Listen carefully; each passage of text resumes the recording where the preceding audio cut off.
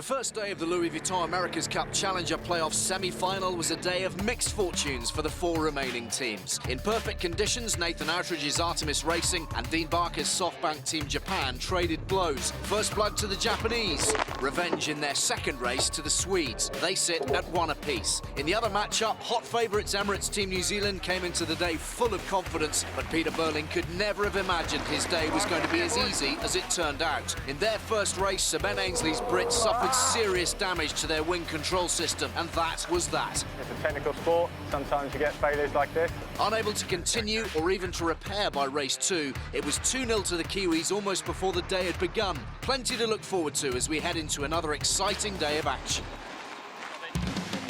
Hello and welcome to beautiful Bermuda, this stunning island putting on a feistier, stormier face today for the continuation of the thrilling drama of the 35th America's Cup. I'm Alistair Eakin alongside Ken Reid, veteran America's Cup skipper and president of North Sails. Another exciting day of Challenger playoff semi-finals to bring you in high winds on the Great Sound. So today's semi-finals continue to feature Sweden against Japan, followed by Great Britain against New Zealand. 2 races each again. Each semi-final contest is the best of 9 races overall. The first crew to win 5 races reaches the Challenger final. Here's how the standings look after an eventful first day of the semi-finals. The Swedes and Japanese delicately balanced, locked at 1 race apiece. And the Kiwis already 2-0 up on the British, owing to the damage that Sir Ben Ainslie's crew suffered to their wing control system yesterday. 2 disqualifications, giving them the worst possible start. The conditions are tasty today. Wind speeds of up to 25 knots are forecast and gusting beyond that, which means we'll have to hang on to our hats as the boats scream over the top of the water on their foils. This will not be for the faint of heart. First up then, the first race of the Challenger playoff semi-finals today. Dean Barker's Japanese against Nathan Outteridge's Swedes. Nothing in it between these two as yet. The Japanese started well yesterday. They claimed the first race of the semi-final series before being pegged back in the second instalment. And given the conditions today, helmsman Dean Barker's expecting records to be broken.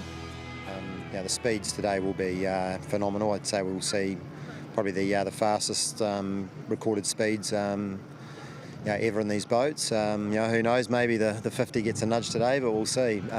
But yeah, it's going to be a real challenge.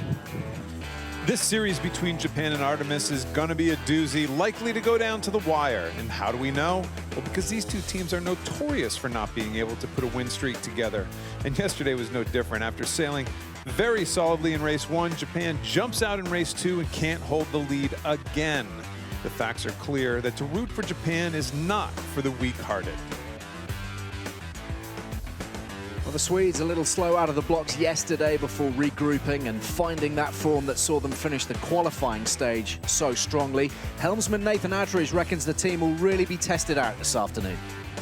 Oh, it's definitely top end out there for sure. It's into the 20s already, and it does change things quite a lot. These boats become a handful over 20 knots, and it's going to be more about, I guess, who can handle their boat the best and push it to the limit, and maybe a little bit less about full tactical racing today. We all know that Artemis Racing is known to be quick in the breeze, so why did Japan chew them up yesterday on a majority of the upwind legs? Well, certainly lips are sealed in the Artemis camp, but we do know that the team went back out sailing last night until dark to maybe minimize the span of their underwater foils. And they were out early again this morning, clearly looking for that next gear to shift into. So we are all set for a brilliant day of top flight sailing at the top end of the saleable wind range. Here's the course, Ken. Well, welcome to the very windy Great Sound of Bermuda, the scene for today's heavyweight fight of the final 4 challengers. This L-shaped race course features a 2-minute start sequence followed by the critical high-speed blast reach to Mark 1. Throw in 7 quick legs with and against the 23-knot southwesterly breeze and a final dash to the finish right off of the village. So some thrilling prospects today, given the wind, which is between 20 to 25 knots right now. There could be fireworks. In the meantime, We are looking at Emirates Team New Zealand, who are changing their wing. It was the British, of course, who had theirs damaged yesterday. Ken, what do we read into this? Well, we read not good things. They're on the dock, and the rest of the boats are out on the race course. They do have the second start today, so that buys them a little more time.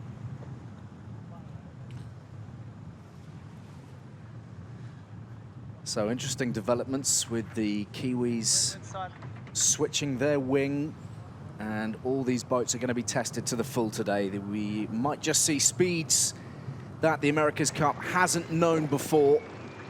We have the Japanese on port entry for this first race of the day. Man, they were close to that entry box, I'll tell you.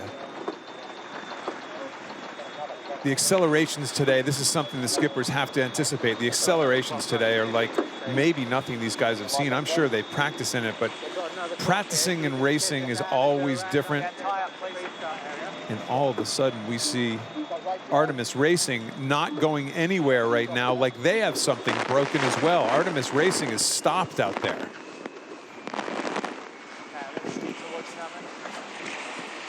Okay, so we're learning now that the race has been delayed. They just postponed by a handful of minutes. Okay, let's take that all back. Artemis, we don't know if there's a problem with Artemis Racing, but that was a little deceiving for all of us in the sailing world. Everything seemed to be starting on time, including Dean Barker coming into the box on time, and it looks like it was postponed, possibly because we might have jumped over that wind limit. Yep, that is the case. 24 knots, the average speed of the wind. If it goes above 24 knots over a period of a handful of minutes, then the racing is postponed. We've heard a lot, haven't we, Kenny, about the helmsman describing how tough it is to control these boats in high winds. Just give us a flavor, a little picture as to exactly what needs to be done when the wind is as strong as it is. Well, fresh and frightening, hold on for dear life. That's really part of it. You know, this is, not only is it really difficult for the sailors, obviously, it's difficult for the shore crew because they're stressing every single second around, or they go around the race course to make sure things stay in one piece. But huge advantage to Emirates Team New Zealand. This is just simply buying them more time to fix whatever they have to fix on the dock. You see their wing inside their shed to the left. There are people scampering and running about like they're trying to do something. That is the wing that just came out of the boat. The anemometer has come off. Well, it isn't just the British who are battling away with their equipment, their technology, their systems. Peter Burling walking around. Here comes the second wing. Here comes their spare wing out of the shed. So clearly the wing is the thing at this stage. You know, the failure yesterday for Land Rover BAR, and obviously some kind of problem this morning with Emirates Team New Zealand. They weren't out very long. They popped out, they turned around, they went back in. So whatever happened fast. Well, the delay has just become an extended one due to the wind speeds. We have gone well beyond the 24-knot limit currently.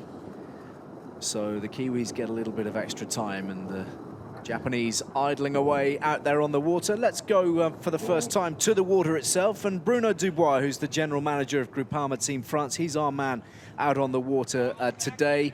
Bruno, I mean, for the neutrals, certainly these are hopefully wonderful conditions once races actually get underway. It's a very, very exciting breeze. Do you think we are going to be battling for much of the afternoon to get underneath that 24-knot limit?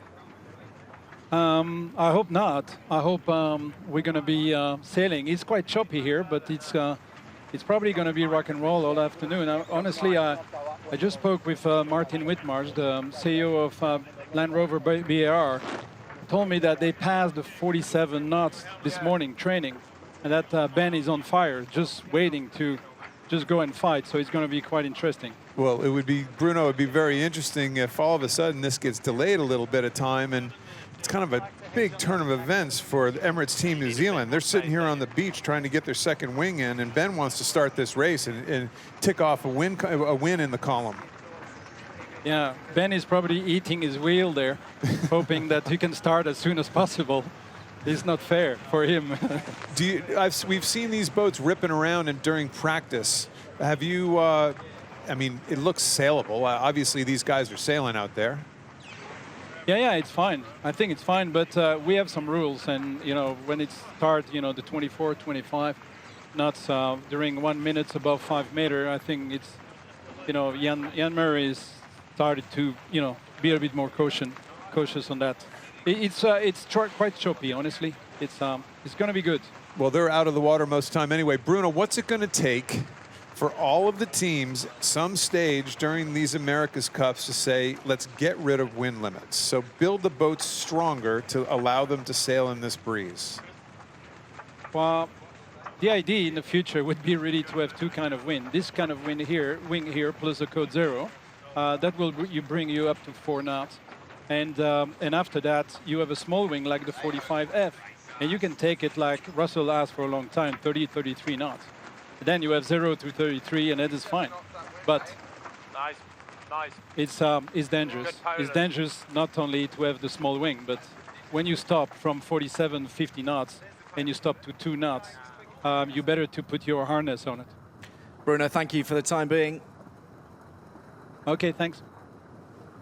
So when we think of the technology in this 35th America's Cup, we automatically look at the boats, and with good reason. Never before in the sport of sailing has so much high-end design, computer programming, and systems engineering played such a key role. But space-age technology isn't limited to the racing yachts. Behind every team's on-water operation is a state-of-the-art support system on shore. We went behind the scenes at Land Rover BAR to find out a little more.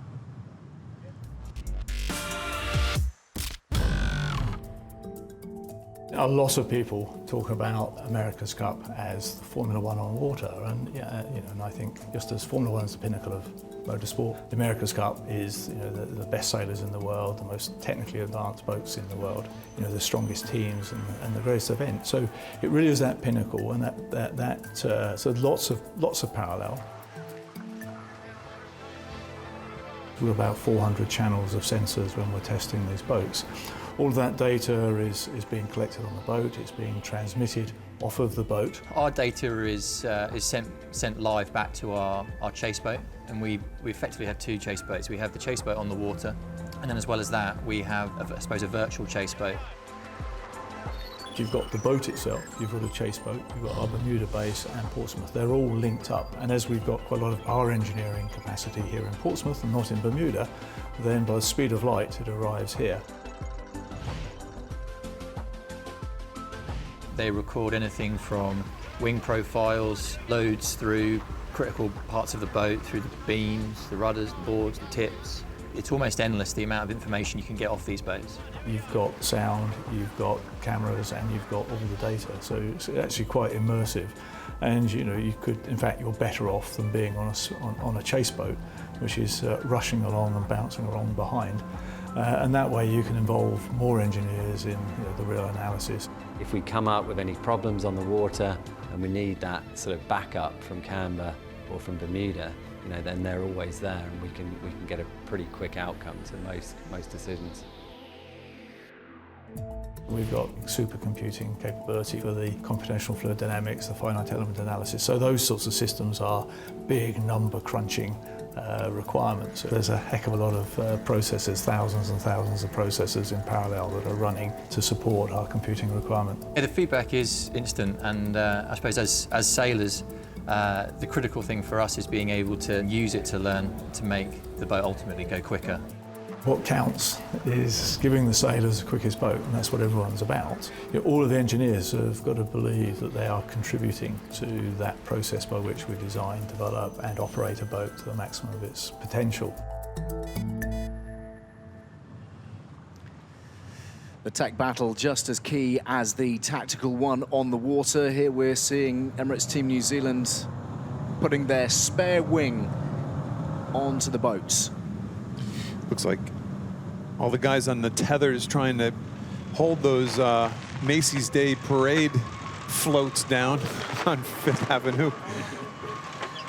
So Looks like we're racing. We are racing. It is the first race of the day. It is Japan against Sweden. It is Dean Barker against Nathan Outteridge, and the Japanese with port entry for this first race of the day. The pre-start will be as critical as ever. What moves are we expecting in the pre-start, Ken? And how will they change from what we've seen before because of the high wind, the condition change? I think these guys are, I'm not going to call it survival mode, but I think this is a very different mentality on board the boat today. The aggressive tactics that we see in 15 knots of breeze, especially in the pre-start, I doubt very much they're seeing today. You saw both boats, especially Artemis, come in really late. They're kind of going downwind, really just kind of dogging it right now. I think these guys would love even starts off the line and just get the boat going and hold on. Quite early there. So here we go again in the Louis Vuitton America's Cup Challenger playoff semi-finals. The opening race of the day, Japan against Sweden. They are locked at 1 win apiece in this best-of-9 battle, remember. So 5, the magic number. If you can get 5 wins, you're into the Challenger playoff final. And that'll be on the minds of Dean Barker and Nathan Outteridge right now. So this race is on for sure. Once we get into the start sequence, once we don't go over that 24-knot wind speed average within 3 minutes of the start of the race, we are racing. So regardless of what the wind does over the course of the next few minutes in this race, they're on. Artemis was just kind of struggling to get the boat even to tack right there. They better get this thing going because they're late. I think they're getting it going. Look at those speeds rising at a rate of knots, quite literally, 35, 36 knots. We may be threatening the 50-knot barrier today, potentially, but it is the Japanese who have sorted out the start point rather better, and they are quickly up onto the foils. The Swedes tardy. Very tardy, and as we predicted, essentially no match racing in that pre-start whatsoever. These guys are just holding on right now, and let's get this thing around the track. Let's force the other guy into making a big mistake, because as we can see very clearly, it is marginal for these flying wing boats. 41, 42, 43, 44. Okay, so we are now right at the threshold of what we've seen so far here in Bermuda. 44.6 knots yesterday from the Swedes, the quickest. I think the Japanese might have just equaled that a moment or two ago. But I think that then the Swedes might have tipped them just behind, just out of our screen. So we'll have to go back to the statistics guys and find out who is quickest around that first mark. But this is just the beginning of the day. Well, the wind speed well within the threshold now, currently. And the first jibe from the Japanese as they head towards the leeward gate. Problems are magnified on days like today. You know, you make a little mistake on a lighter air day, and yeah, you might lose a bit of distance, but it doesn't become catastrophic. This is when it could become serious. You know, flipping boats over, breaking boats. These are things that skippers have right at the top of their minds today. Not to mention the people on board the boat. Yep, they would be quite important at this point. All measures will be taken to keep them entirely safe, but just look at these speeds we are seeing already. Let's watch this skidding maneuver around the mark at very high speeds. The amount of load on the foils is immense. Not the cleanest around the gate from the Japanese, but they popped up nice and quick.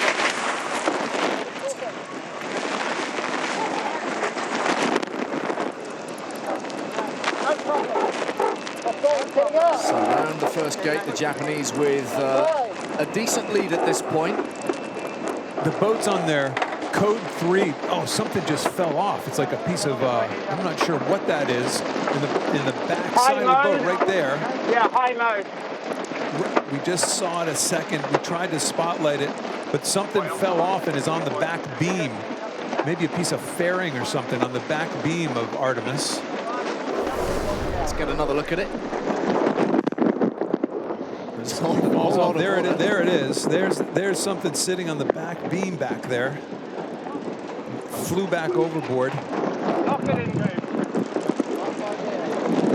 Well, I would have thought that they would be very anxious to be losing a piece of fairing there. They're holding on to a piece of fairing and just kind of threw it off. How crucial is that? In the big picture, probably not too. If it is fairing, as we're speculating, you won't really know until the end of the race. If it's a piece of fairing, yes, it's it's aerodynamics, but at the same time, a little piece of fairing today is not the reason why you're going to win or lose a sailboat race.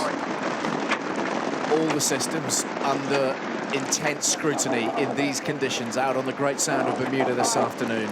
Real test for the technology of these boats, the structure of these boats, their resilience. Here's another look at the incident on board Artemis Racing, the Swedish boat. It looks like possibly just a piece of fairing. I don't see anything super obvious as to where it would have come from. In the meantime, Dean Barker is manoeuvring, I was about to say rather smoothly, but that isn't smooth, and look at the gap closing almost immediately. Get ready, Port tack for Dean Barker. Watch the boundary. Artemis will be tacking because of the boundary coming up, but this is closing up fast.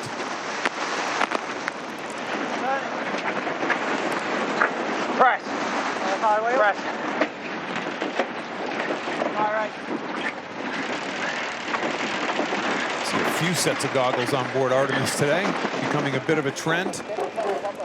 I think in all the racing we've done, this is the most amount of legs. We're actually going to have 8 legs today, 7 up and downs, 8 legs plus the little blast to the finish. So this is going to be rounding corners again and again and again, and hopefully they can keep track. Sometimes you lose count out there. All right.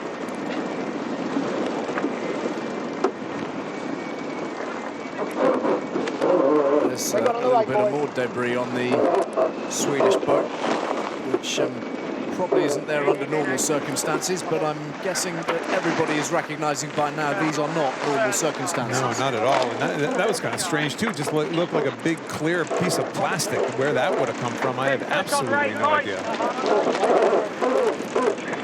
So acceleration. Third gate and really looking to put the hammer down at this point. This is where we're going to see an awful lot of speed from these boats. I saw 46 plus right there. This is looking very delicate for Artemis Racing. I'm not entirely sure that was part of the plan. And they are slowing right up. I don't have any idea why that happened. Well, they have lost a huge amount of meters as a result of that. Something possibly with their leeward dagger board system creating just too much lift. Like the leeward dagger board is not responding quite properly, that foil might be creating too much lift.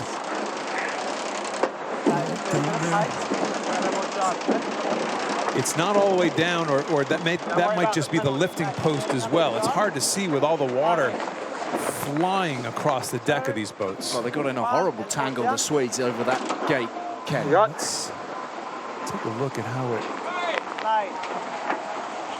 Turn it, mate, turn it. Nathan Outteridge said in advance of racing today that it was going to be less about tactics and conventional match racing, much more about who can handle their boat the best. Right now, that's Dean Barker. Well, where all that debris came from before that was on the back beam came from that area, so it might be connected. He's just waiting for something. He's waiting for the boat to slow down there for a second.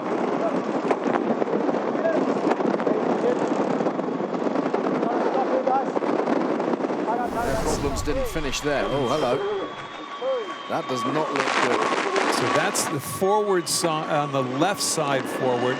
That is about where we just surmise there could be a daggerboard problem, but we of course don't really know. We don't have those capabilities. What we see is what you see, folks, and we can guess as good as the rest of them. Well, the Japanese are ripping it. Miles in front. Comfortable advantage here, and looking to thread together a nice little run, because they have been wildly inconsistent during the course of our time here in Bermuda. They've been throwing away leads left, right and centre. A lot of laps to go, though. A lot of legs to go. So Artemis is out, but as we saw, a big mistake is a heartbeat away. And this is unusual. It isn't. Yeah, but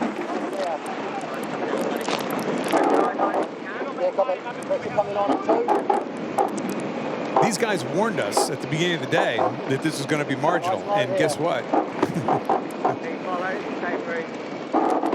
So almost 500 meters separating the pair. 1 minute to boundary. Swedes winning yesterday by 29 seconds. The Japanese returning the favor by 23 seconds. So we know that they are very well matched. Now they seem to be flying on that foil just fine right now.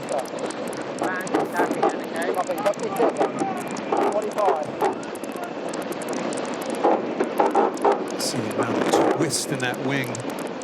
Actually above center line down low, and just simply not doing anything up top. Almost reverse twist up top sometimes. So radical angle differences.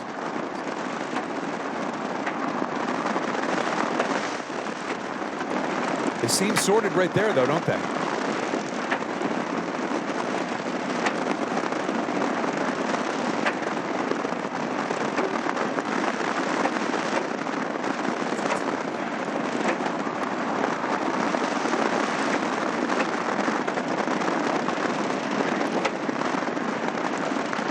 Just hammering over the top of the water, aren't they? And the Japanese so far setting the pace, dictating the terms of the race, just the way Dean Barker would want it.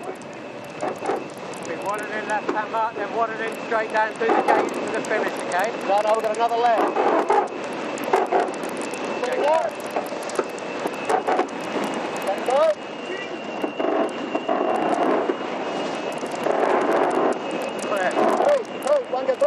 Well, the Japanese had excellent speed upwind yesterday, and they seem to be repeating that trick so far this afternoon. All right. What about this wind shift indicator, Kenny, top left of everybody's screen? So the wind shift indicator is wonderful for us to see today, and quite frankly, the sailors on this boat absolutely could care less. They're going from boundary to boundary, just trying to get around the racetrack.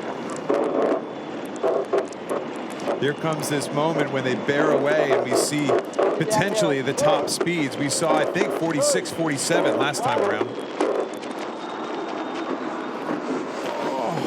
So there go the Japanese, and now those boat speeds will gather. Well beyond the 40 knot mark. Right on the edge. These sailors at the moment being tested to the full. This will be a telling moment as to, we see Artemis going quite slow there right now. Again, when they're on starboard tack, that was where we thought, you see Nathan Outteridge. Oh dear, my word, they're in all kinds of bother. You saw Nathan Outteridge back there with his left hand trying to use the grip on his wheel, and it obviously wasn't doing anything. That's right, everybody. Just give it a little bit more charge. Just keep trying to get around here. Well, he's going to try to continue, and he's asking for more from his grinders. And you can see Ian Percy there battling away. I thought for a minute that was going to be another retirement. He was desperately trying to get those handles to work back there in the back of the boat. Those handles, those grip handles on the wheel are where he controls the fore and aft rake of the dagger boards, and he was sitting there, it looked like he was on a motorcycle and he had no juice. You know, he was just trying to find something with his grip. There he is again. He's gripping and gripping. Right back there. Whoops. It was there. 10 seconds. Well, they've picked up some good speed subsequently, but they are miles off the pace at this point, and I suppose the delicate balance is for them now, Ken. At what point do they call time on it? Is it worth them trying to get around the racetrack, or should they just call it quits, bail out, and prepare for the next one? If they think something is catastrophically broken, they will not continue. So clearly they don't think it's broken at this stage. There's more fairing coming off the Japanese boat. So these boats are breaking up left, right, and centre at the moment. Very big boat builder, eh? I think these are just cute little pieces of fairing, though, for aerodynamics that clearly weren't built for the water pressure that's blasting into the beams. Well, we told you it would be white knuckle ride this afternoon. That is exactly what it is out there. So many turns around the track. 8 legs. Man, oh man, this is breathtaking up here. I mean, sometimes we don't know where to start because all this stuff is happening so fast. And you just end up just kind of surmising what is going on.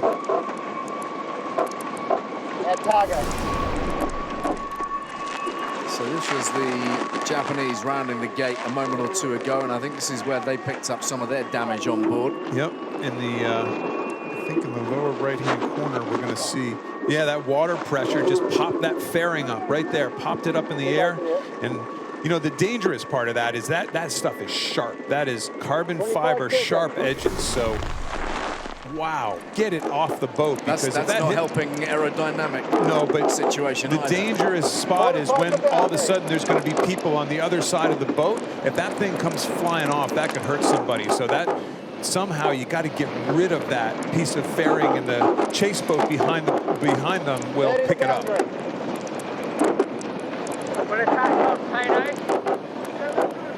We can go. Setting up. Yeah, let's go, Dino. Setting up.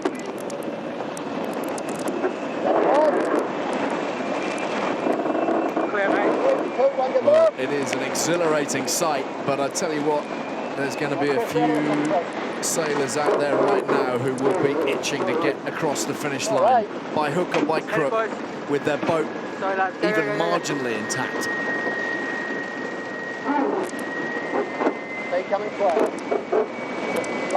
There's a piece just that's not part of our TV set. That is fairing just actively coming off the boat. It's kind of hooked on the post, that lifting post right there. It's hooked on it, and it's not allowing it to come completely off the boat.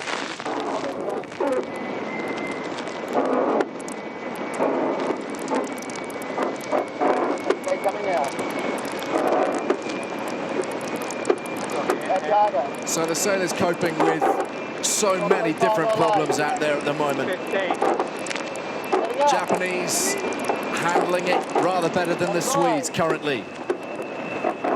There will be plenty of the teams on the shore. I imagine the boat builders and the rest of the support staff watching, probably with their hands covering their eyes. Exactly. Calling home, honey, I'm not going to be home tonight.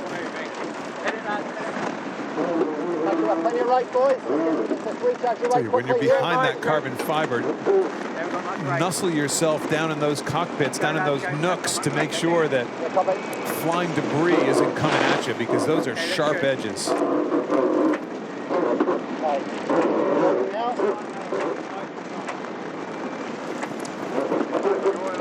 Still another leg to go, and Dean Barker closing in on another victory, which would put him 2-1 up in this best-of-9 series in the Challenger playoff semi-finals against the Swedes.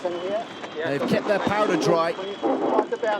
SoftBank Team Japan, they were distinctly ordinary in the qualifying section of this America's Cup.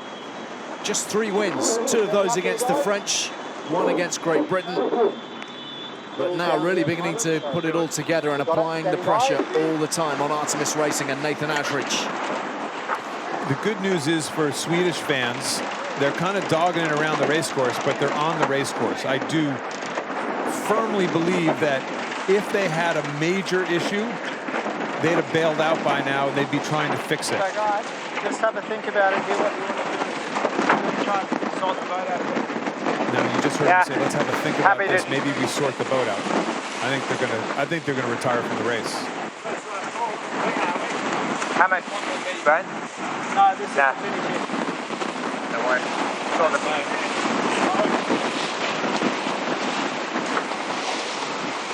You see all kinds of fairing gone from the front of the boat. Right up here, there's all that fairing is gone at that stage. It doesn't work when it's under high load.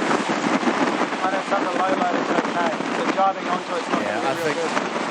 it's pretty clear So what I think, like, they have to you do know, now. with them already going to make it, I think the best thing is to have a good look at it.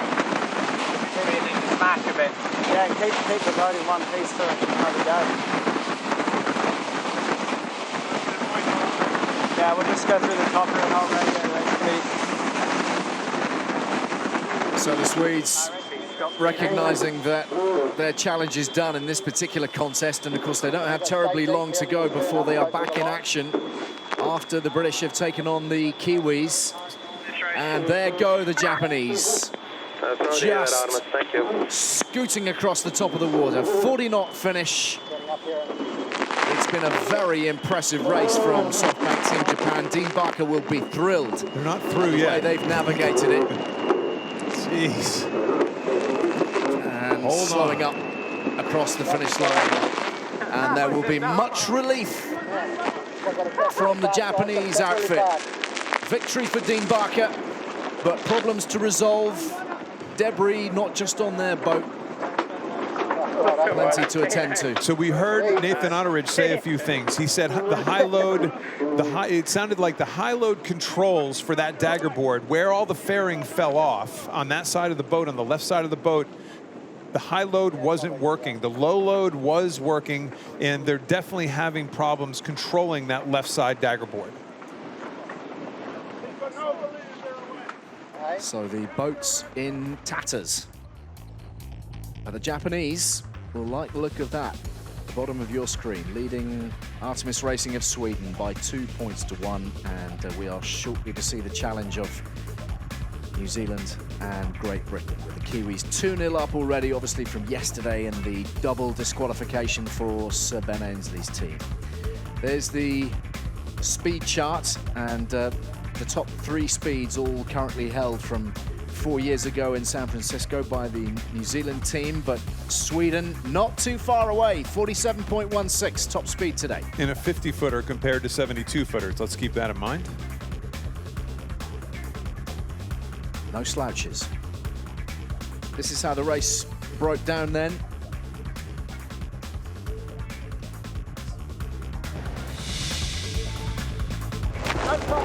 So leg 3 is when things started to come apart a little bit, so to speak, for Artemis Racing. We saw that first hunk of debris starting to blow back, trying to peel away parts and pieces. There it is, throw it off the back of the boat. Really sharp shrapnel, carbon fiber shrapnel. There's a chance that when that came off, it did some damage to the port dagger board, to that side of the boat, to the hydraulics.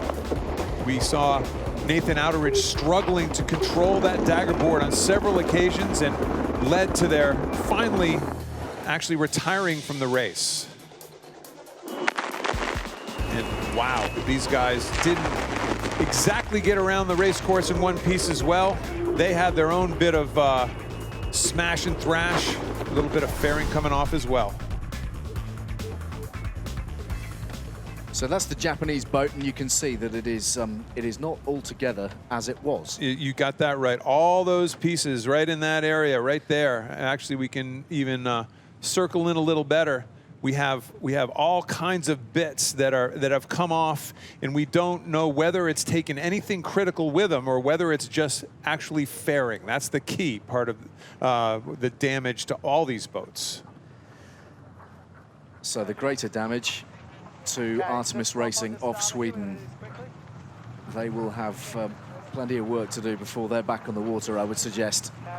So let's have a word with Dean Barker, the helmsman on board SoftBank Team Japan. Dean, you warned us that it was going to be sailing on the edge at the start of today. I think we've seen that already. First of all, congratulations, but also, can you tell us the damage to your boat? What has been done? How serious is it? It's not too serious, it's just more superficial. The fairings on these things are pretty fragile, and as you saw, we had a bit of a stuff around the second bottom gate. Bloody hard to keep track of all these mark roundings when you're doing so many laps, but yeah, so just done a little bit of damage to that fairing, but nothing too severe. Nothing the boys won't be able to sort out. But yeah, God, what a race! It's full on. It's definitely sailing on the edge, and the guys did an amazing job getting the boat around the course, and yeah, she's still upright, so that's a good start. Still upright around the course. I believe you have the new speed record of a little over 47 knots. Have you practiced much in this condition, or are we kind of entering new territory here? I think all the teams, just generally push the limit sort of higher and higher. It's always risk reward with these things. You'd obviously want to be able to get good and consistent sailing in the upper wind strength, but at the same time you've got to make sure you've got a boat. You've only got one boat to get you through this competition. So we haven't done a huge amount. We've done a lot in a little bit less than this, and obviously feel confident in the boat. But you just see how hard it is to sail these things when it gets this breezy. And as far as the rest of your boat is concerned, you obviously have about 30 people crawling through every nook and cranny on the boat. Any other signs of anything that might be bigger than you ever imagined? Well, yeah, as best you can, you have a good look at everything on the boat, but it's quite often it's the things you can't see which are the problems. But we've got such a good shore crew. They've just been working tirelessly to get this boat prepared well for every day, and their belief and everything in this team is great. So we know that the boat couldn't be better. It gives you a lot of trust just to send it straight off the start line, and it's going to hold together. Dean, thank you very much for your time. Congratulations on your win. 2-1 up now over the Swedes in the Challenger playoff semi-finals. Yeah, thank you guys. Cheers. And there's the updated speed record, and you see the Japanese in there, 47.57, creeping up to that 50-knot mark. And it mightn't be far away. So next up, all eyes on crisis hit Great Britain against the New Zealanders. Something of a contrast in fortunes between these two crews yesterday, but today it's been the Kiwis who've been having to change their wing and adapt to the scenarios out there.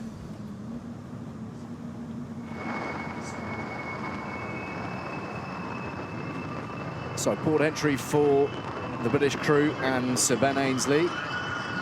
And I apologize to Kiwi fans out there, because we should have reported that they came out, but there was so much going on in that last race. We didn't even see them. We didn't even see them come out through the harbor and get out on the race course. So here we go. Kiwis are out and ready for action. And hold on again, folks, because this ain't going to be dull. I can guarantee you that. I think we got a vague clue about that in the first race, didn't we? Just incredible action, and everybody being stress tested. Everybody and everything. You got that right.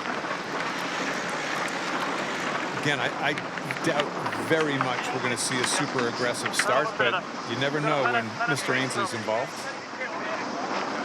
Standing by. Well, the New Zealanders effectively got a free pass yesterday. They couldn't have asked for a smoother passage to a 2-0 lead in this best-of-9 race semi-final. It really should be theirs to lose from this position, but never say die, and certainly that is the motto of Sir Ben Ainslie. All eyes will be on their boat, their equipment. How sturdy is that repair job? How will it handle these kind of wind speeds? Not to mention the Kiwis, who now reportedly have their spare wing in. So how complete and ready is a spare wing? A spare is a spare. It is what it is. So again, we're not seeing these two getting involved in hand-to-hand combat in the pre-start under these sort of conditions. They are keeping their distance, trying to get their timing right. There's no way the Kiwis are going to get to the starting line on time. So this is kind of like what we saw in the first race. For some reason, and we'll try to find out later, for some reason they just wanted to stay away and start behind and hold on. Timing is everything. The British across the water first up and already going at 42, 43 knots. Emirates Team New Zealand in behind them. What are you making of these early skirmishes here, Ken? They don't look terribly stable. No, they look loose, really loose. Emirates Team New Zealand does with that fancy Xbox that Glenn Ashby's trimming the wing with, and all their interesting controls. Maybe they get exposed a little bit today, but knowing the Kiwis, they have sorted this stuff out. But at first glimpse, they look loose, and you also look at BAR almost underwater rounding that mark. Yep, it's allowed the Kiwis to close the gap as they head downwind for the first time in the race. He will have the boundary. He will be able to jibe off the boundary here as they get closer. Even though he jibes to port tack, he will be able to jibe off the boundary.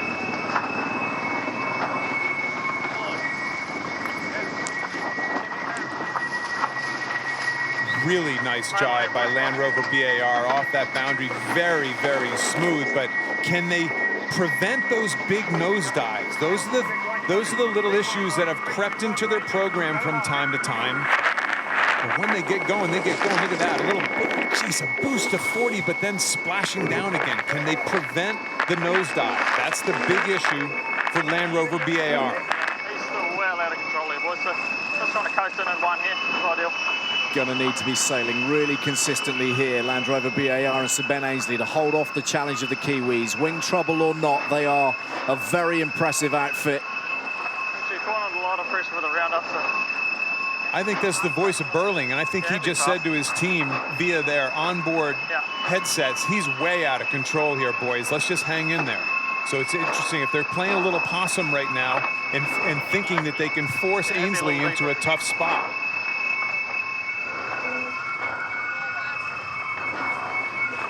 So far, so good for the British team as they round the bottom gate.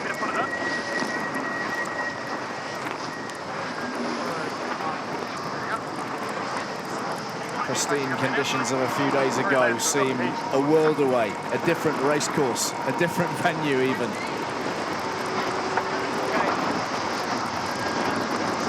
Good boat speed from the British, and the Kiwis losing plenty of theirs in the turn.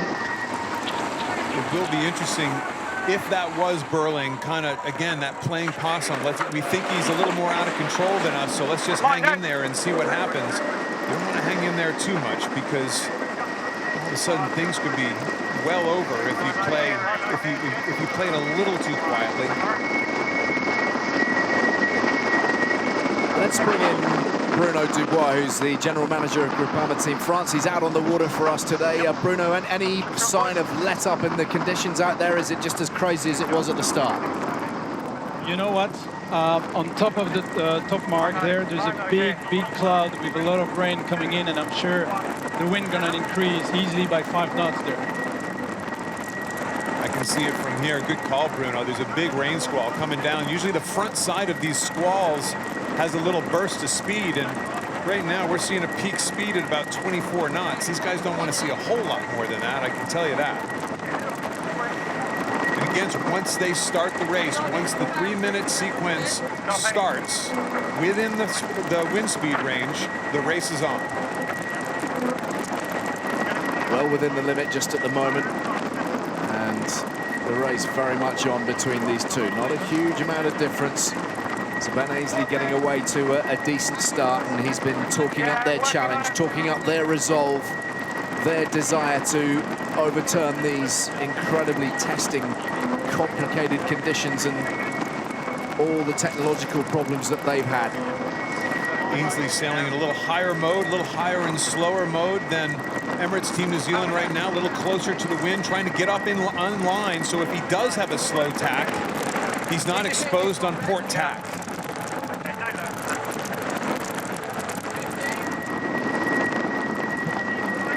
does have that, again, that boundary protection, but I'm not so sure he wouldn't be on port tack long enough this time that it wouldn't help him. So he needs to tack and get across, I believe. You can see the rain starting to come. Well, these are conditions, no doubt, that many of the British will be very familiar with. You can see that they had a pretty good tack, just enough to get across. They need this race, whether it's pouring rain or blowing like crazy or whatever the condition. You're right. Maybe the British have a little bit of an advantage in rainy. Hey, look, it rains a lot in Auckland too, let me tell you. Oh, fair point.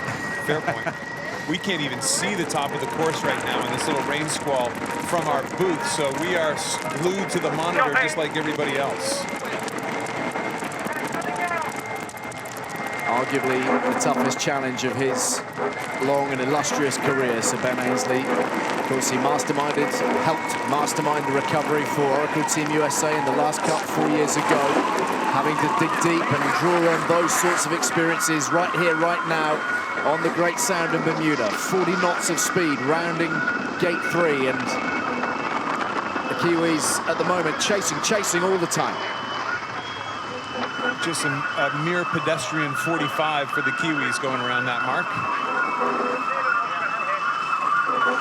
Looking a little happier about their progress at the moment. Well, it's interesting that there's no splits. There's no splits at any gate right now. Both teams are literally waiting for the other to make a mistake. It's really that simple.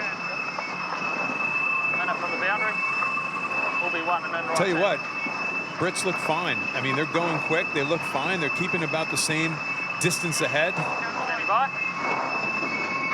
Sound pretty composed on both boats. That's the shocking part. I mean, here they are hurtling through the water at speeds we've never seen, and not a bit of tension. Not a great jibe there. Not a great jibe from Ainslie. Big wing, boys. Big wing before you come. Big wing. Look at that. Half the distance gone on one slow jibe. Still a boat race. So both these teams having to adapt and adjust to problems thrown their way. Bit of a nosedive from the Kiwis, popping up back out onto the foils again, and you can just see that it is not a stable arrangement right now. You think back to a couple of days ago when the wind speeds were only at 14, 15 knots, and those two hulls were pretty much parallel for the entirety of the race, and they raced on the foils 100% of the time, didn't they, a few days back? Nice and clean, very precise. I think most people are saying, why, if it's so windy, why can't you stay up 100% of the time now? Well, it's that instability that you're talking about. It's just, you're just holding on right now. Again, Ainslie's got to keep those bows from plugging if he can.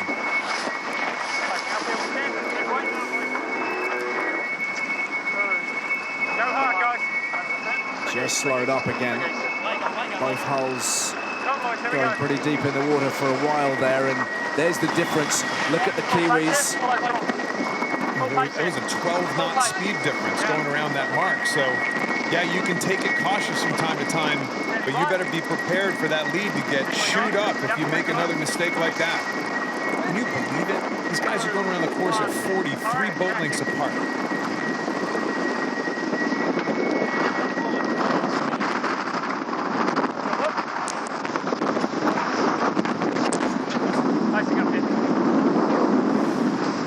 Another word with Bruno Dubois out on the water for us, General Manager of Groupama Team France.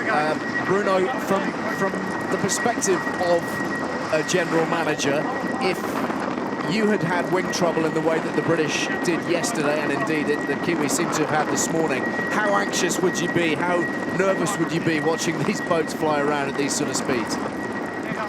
Well, we are all prepared with that. We all have a second wing, and but you need a full team, like 60 or 80 people working on the boat right away to get it done. And honestly, the Kiwi have done a fantastic job to get back on course.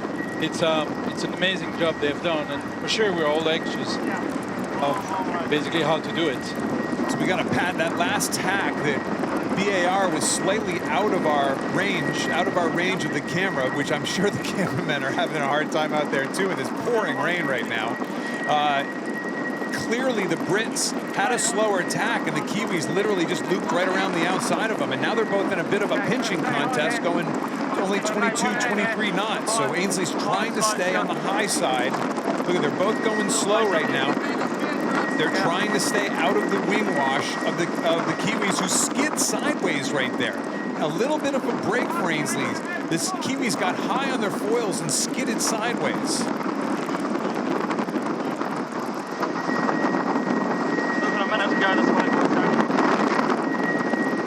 Now Ainslie skids sideways a little bit.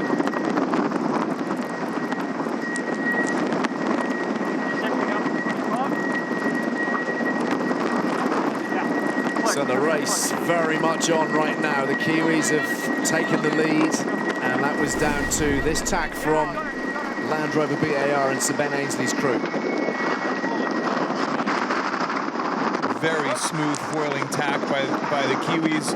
And Land Rover BAR, again, that Achilles heel of theirs is maybe not the foil stability and plugging. Then not only did they plug, but then they kind of flew the holes quite high coming out of the tack. That's all it needed. Oh, whoa! Easy light still, boys. Well, if you like a roller coaster, you'd like to be on one of those right now. Still a few more legs to go. Now it's Ainslie's turn to kind of press the Kiwis maybe into making a mistake. Kiwis clearly had a game plan here of just push them around and wait for the chance to pass. It's worked so far, but you know what? It can go the other way too. Still plenty left in the race. Lots more to come. 4 more legs. Kiwis in front, rounding the gate and looking to stay up, out of the water, nice and clean. Very effective manoeuvring this time around, and barely a flicker of instability. The Brits, similarly. Yep. Good rounding, kept the noses clean. Picking up good pace as well. Sir Ben Ainslie's crew here. No time to be lost. No opportunities left out there, because another defeat here would really sink them into the pit. 3-0 down in a best-of-9 series already. Currently, we know they've got to win 5 of the next 7 against the New Zealanders. That is a very, very tough ask. Yeah, copy. There we go. Okay. 3, 2, 1.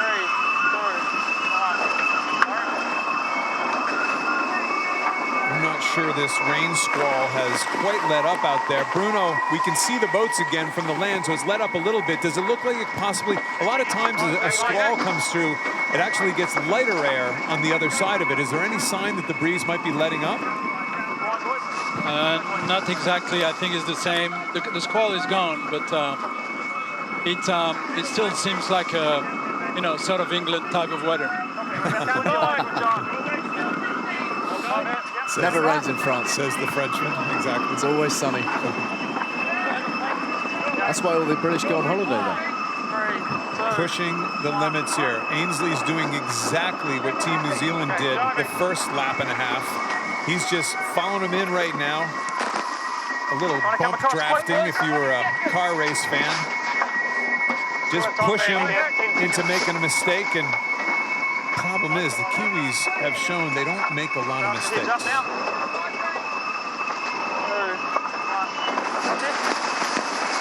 Very low error count from Peter Burling, Glenn Ashby, Blair Tuke, all members of this crew who are sharing their duties out, it seems, and profiting as a result of that. They have a very good system of shared responsibility.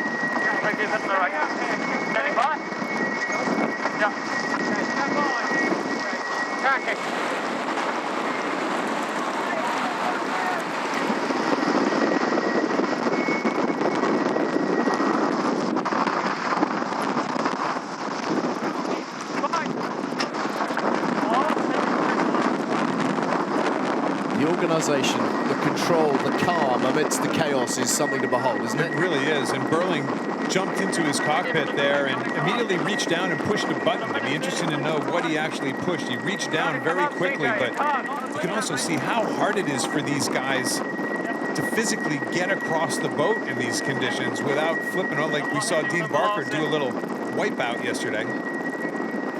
Well, that's quite a discrepancy on the flight time.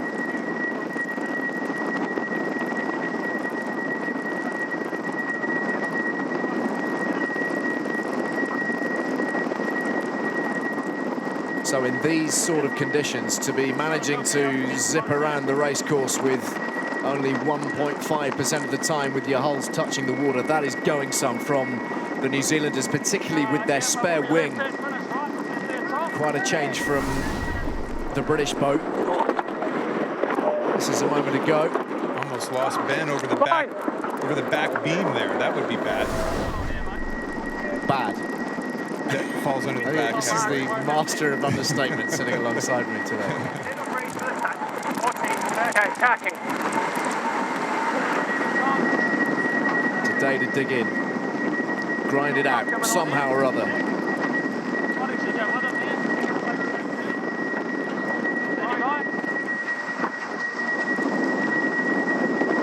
New Zealanders looking better and better. Very strong in light air and just as accomplished when the breeze is up. Not their best tack on the Kiwi boat coming out of that corner with a little lead right now, but 30 seconds down lay line. here's what happens. That's what happens when you trip and fall into your back beam. I think your foot goes through the very, very light fairing. Fairing is taking a beating today on all the boats, I might add. I guess that's where his foot went through.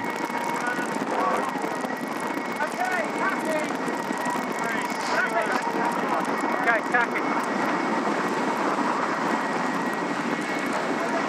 New Zealanders tacking on that lay line, the ideal line to get through the gate without any further manoeuvres. That's what the yellow line is there for, to guide the likes of you and me. And they will have all the software and the data on board to help them out as well as they navigate these extremely testing conditions and choppy waters.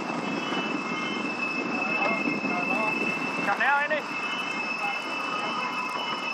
Great rounding from New Zealand, and the Brits have a bit of work to do here, Ken. Yeah, this is it where beyond them now? The stretch happens. They round that weather mark, and one boat's going 25 knots, and the other boat's going 40 knots, and you don't have to be a mathematician to figure out that the lead extends very quickly.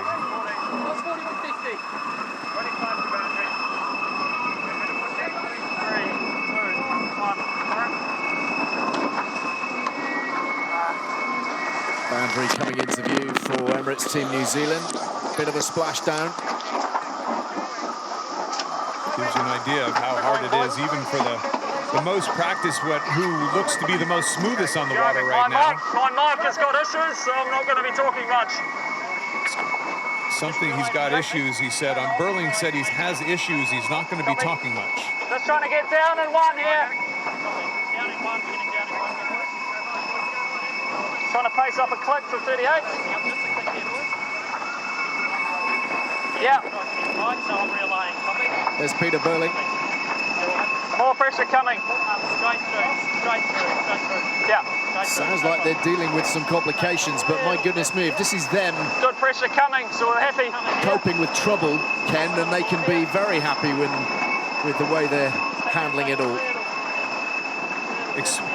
Even the exposure to water, having those guys down, just potentially injuring a guy, having them down so tucked away in those cockpits. Whoops. Oh, it's a wet shower. Don't wear white. The linen shirt. Maybe not the best choice today. Sorry, you should be laughing. That's our angle there. Into the final gate, and the New Zealanders are tearing across the water towards victory, towards a 3-0 advantage in the Challenger playoff semi-finals. The writing may be on the wall for the British crew, because Peter Burling and co are in commanding form right now. third victory of the series. Kiwi flags raised, and if that's them coping with trouble, then the rest of the fleet better watch out. Let's get this port down and then get out of here before we rest. They want the quick exit. The British have slowed right up. Yeah, a couple of the British are just kind of dogging it in now, right now, and just preserving their energy. There's a spent group who have to be demoralized. Off to a good lead. Couple little splashes. They're racing against a quick boat. The combination did not add up perfectly for this guy. Well, it just got tougher for Sir Ben Ainslie. 3-0 down, Okay, best of 9. back, First to 5 race wins, move through to the Challenger final. They've got to win 5 of the remaining 6. It's easy to say. All good, Roger. I just need a new cover for my mic. What happened, you know, what happened to Land Rover BAR? They lost by so much. That's what some people are going to look at when they read their newspaper tomorrow morning. This is absolutely the right call, is to just preserve the boys, preserve the assets, limp on in. There's no reason to keep the hammer down.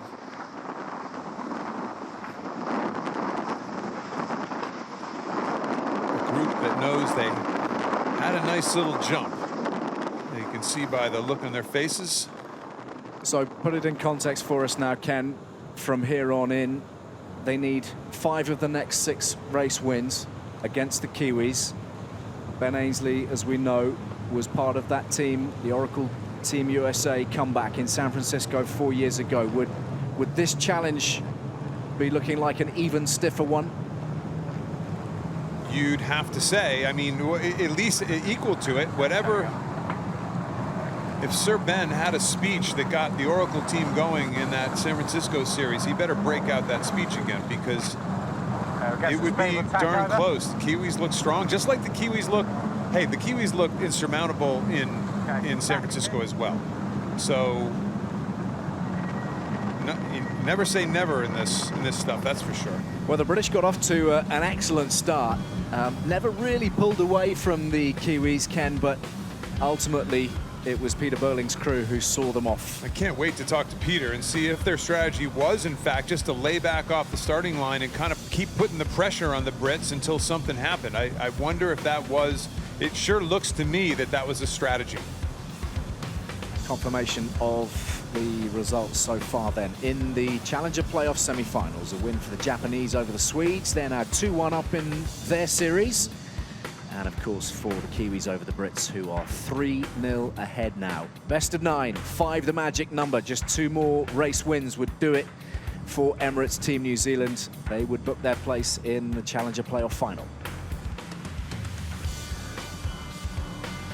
Here's the race as it broke down by leg, and the start, well, it was all about Sir Ben Ainslie, really. No match racing whatsoever again for the second start in a row. Both boats just preserving the assets and simply trying to get off the line in one piece.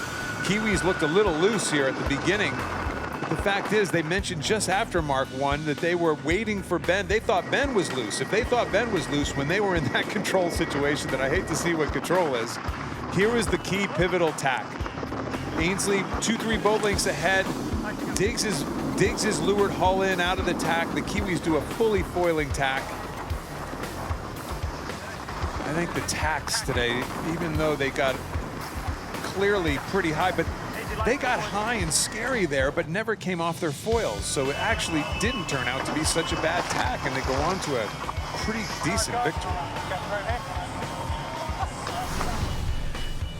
So coming up, the third race of the day, it is a reverse of race 1. It is Sweden and Nathan Outteridge against Japan and Dean Barker. Swedes didn't finish in their opening race. Japanese got off to a terrific start, and then there was debris falling off each boat at every different turn. They're out there right now, and there's been some hasty patching up done.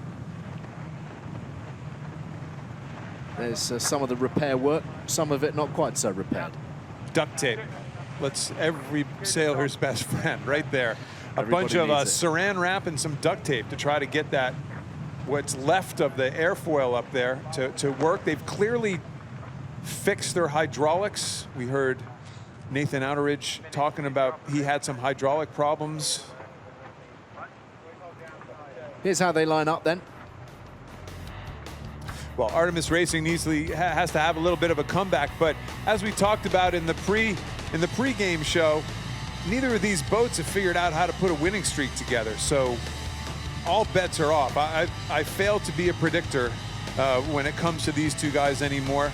Let's hope that their boat's in one piece. If their boat's in one piece, then there's no reason these guys aren't going to be right there.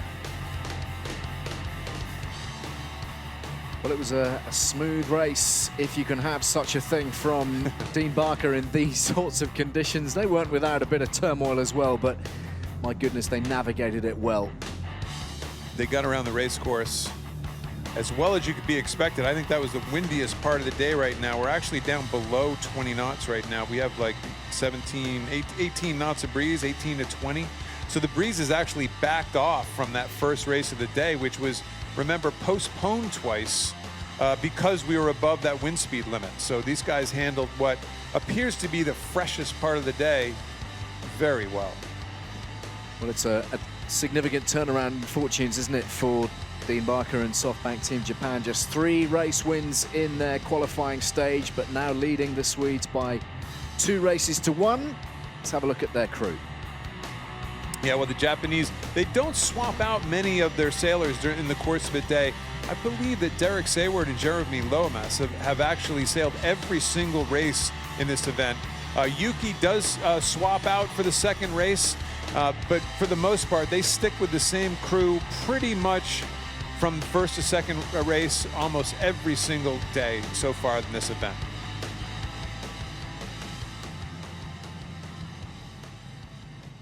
So a brief pause before the mayhem begins all over again. And these two boats, which took such a pounding in the opening race of the day, the helmsman, Nathan Outteridge, and Dean Barker going up against each other again, but as discussed ahead of the racing today, in these conditions, perhaps less of a tactical battle and rather more a question of boat handling and composure in the face of the chaos. Watch your head. We're going.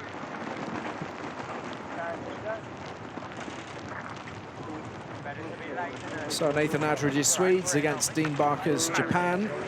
And the Japanese obviously with the edge, having won that opening race of the day here. The wind speeds at the moment around 21 knots or so. Yeah, we got a couple gusts back up over 20 again, so game on.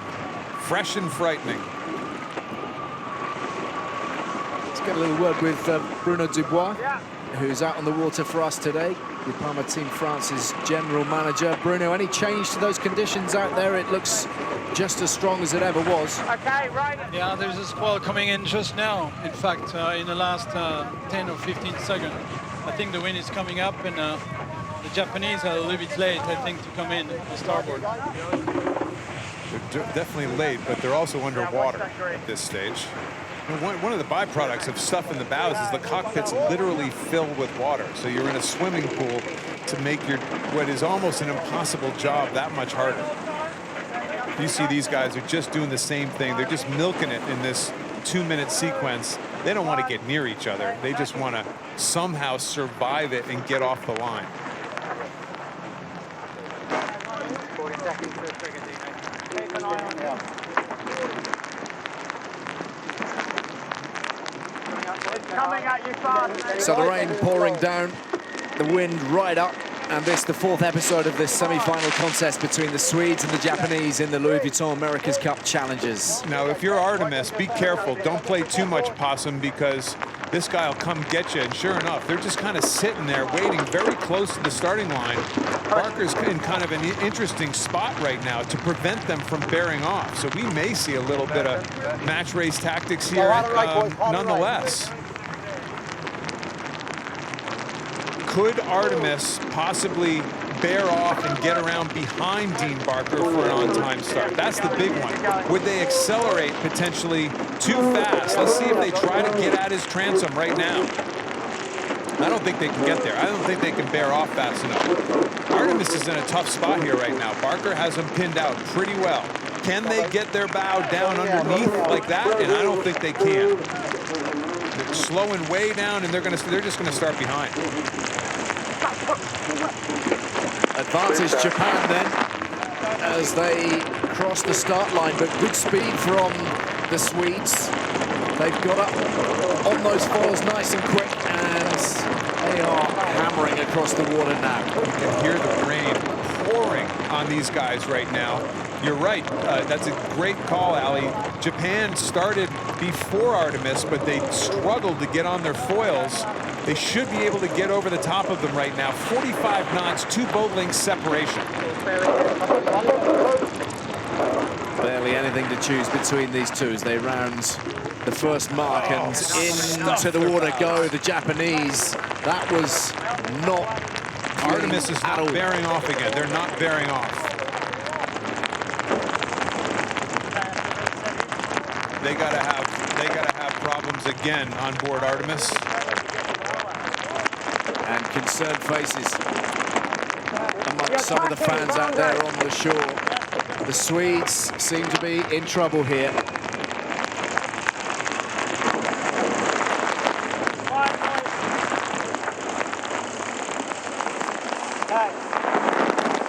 They've ploughed their way through the boundary, and they look to be disappearing into the murk.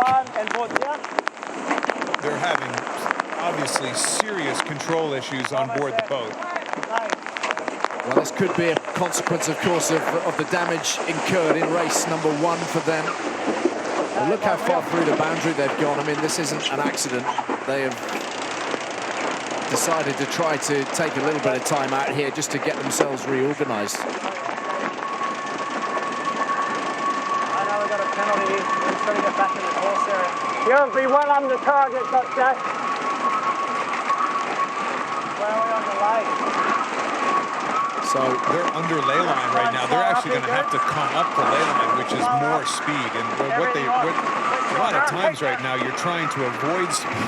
Some diehard Bermudians. We're having fun. I swear we're having fun, honey. Come with me today. It'll be a blast. Okay, drop the women hauling now. Yeah, Sweden didn't even try to round that mark. They kind of bailed out. Whether they're lacking hydraulic power in their ability to actually do a maneuver. Go a bit lower. We go back down to Bruno Dubois down on the water. Bruno, the Swedes clearly just couldn't bear off. Is that a sign of maybe lack of hydraulic power? No, I think they had the same issue in the other race. I think they have an issue with controlling the foil. But what we can see now, the Japanese slow down big time on the bottom mark. They had some issue to start again, but it's difficult to find out the mark. So, can you imagine? You need a navigator on the boat right now. Now, Artemis still has a penalty, a boundary penalty. They're trying to slow down. They're trying desperately to slow down. The problem is Japan slowed down so much, I don't think they've been able to do that separation. Remember, it's a 2 boat length of what's called VMG separation. Japan slowed down so much going into that mark that Artemis couldn't help but coming into them.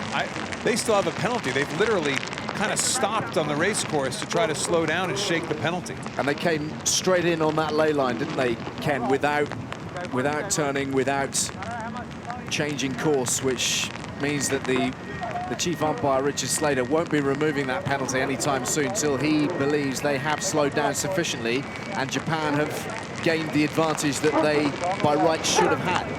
That's exactly correct. And when we get to Richard Slater here in a bit, he'll let us know if he gave them multiple penalties for so egregiously getting outside the boundary.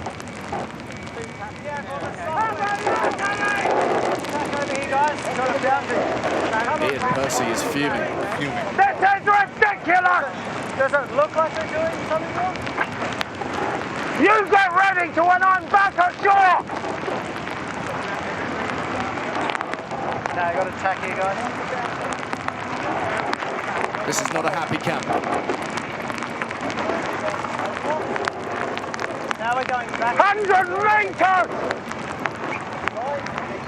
I think he feels the penalty has been served, don't you? I'm not sure. This is going all the way, Richard. There we go. I don't know. He's actually talking to Richard Slater from out there. I'm not sure. Finally, it's completed, and they're allowed to let the handbrake off. But you can gather the thoughts on board Artemis Racing. The Swedes are furious at that. And of course, they've had their issues with the disciplinary here in Bermuda. They were denied a race win over the Kiwis with a late penalty, which subsequently we learned should not have stood. They were furious at the time, and this is doing nothing for their blood pressure. We will certainly find out from Richard Slater when we get a chance, but I think what we saw was probably multiple penalties, first of all, for someone going so far outside the boundaries. Secondly, you know, Japan really slowed down coming into this mark, so remember, it's a VMG penalty. They have to actually gap off from where Japan slowed down so much. Artemis came roaring into them so fast on the back part of that run. It just took forever to burn the VMG penalty off. Let's speak to the chief umpire, Richard Slater. Richard, can you explain what you were doing there in holding that penalty on board Artemis Racing? Yes, we had them well outside the boundary, so much so that they probably saved one jibe once they came back in. That gave them a second penalty. Sweden then continued to sail doing 41 knots and doing nothing to slow their speed, which just made the actual 4-boat length penalty turn into a probably hundreds of metres penalty. Sweden needed to pay that off, and we held them until they got put back into the right position. Thank you, Richard. I'm going to guess Ian Percy does not agree at this point. Yeah, listen, you're the sailor out there right now, and Richard's doing his job, doing it, I'm sure, exactly right, and Ian's doing his job, just sticking their guts on the line to get around the race course, and to have to stop and watch a lead just extend like that is the ultimate in frustration. So, unfortunately, I think I've been in Ian's position before, and it is no fun whatsoever. And hey, these are athletes that are trained to win. And the stakes are so high, of course. We're going to have to find out why they couldn't bear off. I mean, let's get back to the root of the problem. They sailed way outside the boundary because they couldn't bear off at that first mark, and that's, you know, if we're going to find the reason for all this stuff setting up, for all this activity, why did it happen? Is because they couldn't jibe.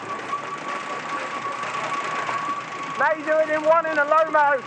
Well, we've got a number of boats on the inside of the course at the moment. They're inside the boundary, which is not as it should be. And the Swedes are hammering their way directly towards them. And you heard Outteridge just say spectator boats are actually in the way, so we're going to have to jibe before these guys. It's a bit of chaos out on the... Well, that can't be right. Right there. Right there in the pathway. 26 knots of wind speed out on the race Good course angle, right go. now. Up a bit. Okay, my wheel. And they don't need any obstacles. That is the last thing they need. But I mean, do they have any recourse to try to get some compensation for that in itself? Because they've been forced to change their path. We can ask Richard. I doubt it very much. In the reason, you know, it's kind of a shame, because could they have laid the mark? I don't think they could have laid that bottom gate even if that spectator boat wasn't there. Still, guys, got a lot of legs to go. We're not out of the woods here. We're on the backside of a rain squall. It's blowing 26 knots, and we got some furious sailors out in the race course. There's a bit going on today, isn't there? Wow. Quiet day at the office for Dean Barker. He's staying out of trouble. He's keeping his nose clean at the moment. Did a really nice job. That pre-start was obviously kind of key. He got the jump because he actually did put a little bit of match racing tactics into the game, and then has sailed pretty clean since then. I don't know if anything's clean, but pretty clean. I think the most significant thing from their perspective is that they just stayed out of all these conversations that we've been having. They've been able to attack and jibe when they need to, right? I mean, that is what Artemis hasn't been able to do in both races. They haven't been able to attack or jibe when they've had to a couple times. They've had boat breakage issues, obviously, in the first race, and something happened up at that weather mark in the second race.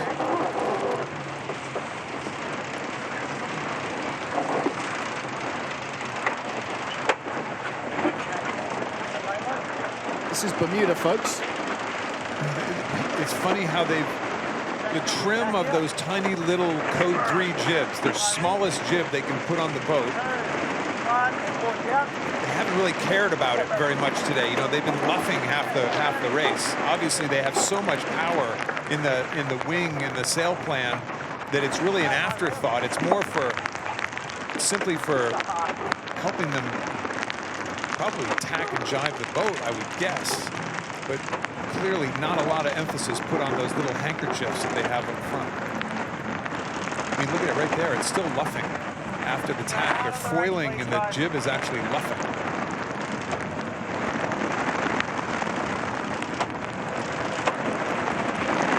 It could be at that stage, Ali, that they don't want to burn up any hydraulic fluid on trimming the jib. That probably doesn't make any difference. It's only maybe making them more overpowered. But you would think it would affect the balance of the boat. So the distance between these two currently around about 700 meters or so.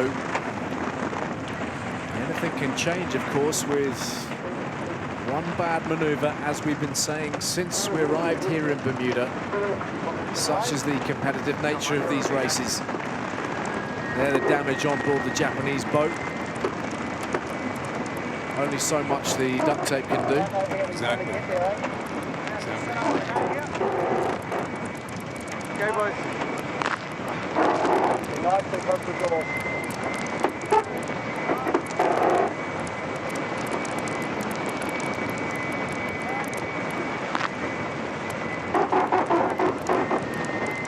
Well, the Japanese cruising at this point into gate 5, cruising towards what would be another very significant win for them. It would be their third of 4 in this Challenger playoff semi-final against the Swedes. Another win here, and they would be just 2 away from a place in the Challenger playoff final. And after the qualifying round-robin stages that they endured, and it was something that they broadly endured rather than enjoyed, that would represent a monumental turnaround in fortunes. Keep coming at me, buddy. Looks like we may have got some fresh damage to their boat, though. Yeah, again, I think that's that fairing in the front of the boat. You can see where it's been kind of stuck back together again up there. I'm sure that's just other parts and pieces that didn't get any sort of tape or adhesive put to it in between races. Again, the danger to me there is not necessarily the boat, but it's a piece of sharp carbon fiber flying back into one of the sailors.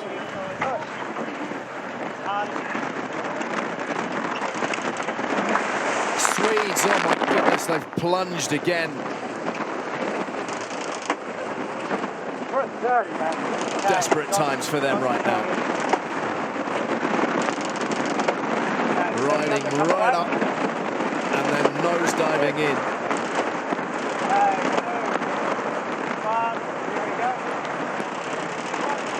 Sort of race they will want to forget, I would suggest, at the end of all of this. Ian Percy's fury from before will not have dissipated an awful lot. Setting up. They seem like they're in control, you know, they seem like all the systems are working. Again, going back to that first mark rounding, right after the start, why couldn't they jibe? Bits and pieces flying off of that boat too. You see something strange right back there up on the shroud. I'm not sure what that is. That all of a sudden appeared out of nowhere like a piece of carbon. Hold it on! Look at the fairings are all breaking away on that one as well. All right. Don't come up yet. Okay, clear. Still another 3 legs, 2 long legs, and the blast reach to the finish, of course, for the Japanese to navigate. These guys, they got, you know, it's a fine line as the skipper of the boat is how hard do you keep racing and how hard do you go into that conservation mode that so many of these guys have talked about, that they do have the ability to kind of pace it a little bit. I wouldn't say a lot, but a little bit.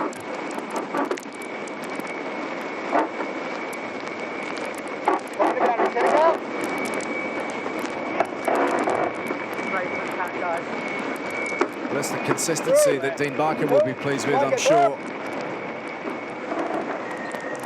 Having been up and down a good deal through the course of the event here in Bermuda. Yeah, so that's that piece that I circled a little while ago. That it's just it looks again like a piece of fairing of some type, and the reason it's stuck on, there's a crack in the fairing right there, and that crack is actually stuck on the shroud. I don't think it's gonna create any bit of a problem, but don't let it hit you in the head. I mean, that's the bottom line. Those edges are sharp.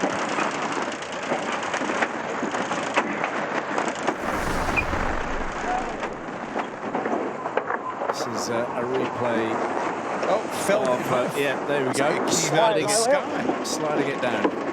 Lie right. Hopefully it's not a piece of the wing. If we get a chance, we should look up in the air at the top of the wing to make sure there's nothing, pieces aren't falling out and sliding down that stay. That'd be interesting. That'd make for a bad day.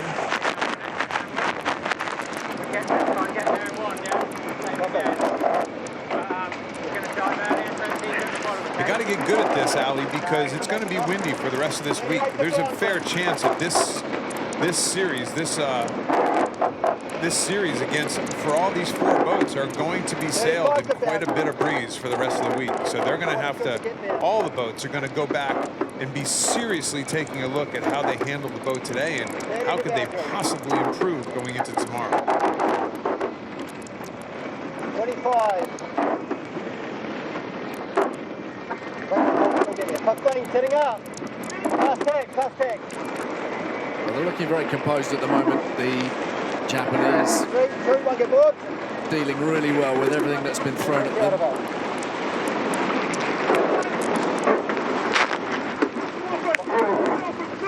Dean Barker bringing all that experience to bear. And navigating the trampoline safely this time around after his tumble yesterday. It looks like they're not even trying to foil tack right now, though. They're just kind of doing a conventional kind of hole-in-the-water tack against, again, kind of conserving the assets and just making sure they get around the track with a pretty decent lead. 580 meters, I believe. So the Artemis has actually come into him a couple hundred meters over this last leg and a half. They only have 2 more to go after they make this critical turn. Oh, going around these turns, the G-forces, the speed and the loads is crazy. One more brutal attack and then a quick jibe. Something that the grinders certainly would have loved to avoid it.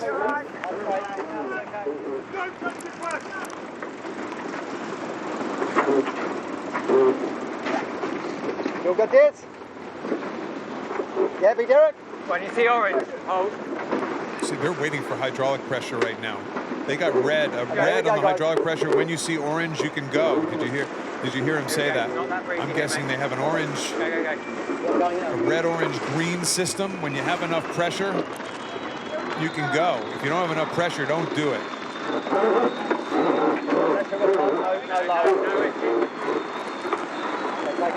Technically, the right-of-way boat is Artemis here right now.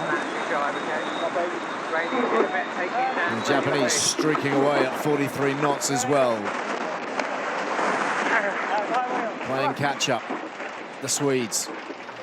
Frankly, doing very well to be anywhere near the picture. Here is where this lead just extends. I mean, it turns into a leg in no time here when you go from upwind to downwind.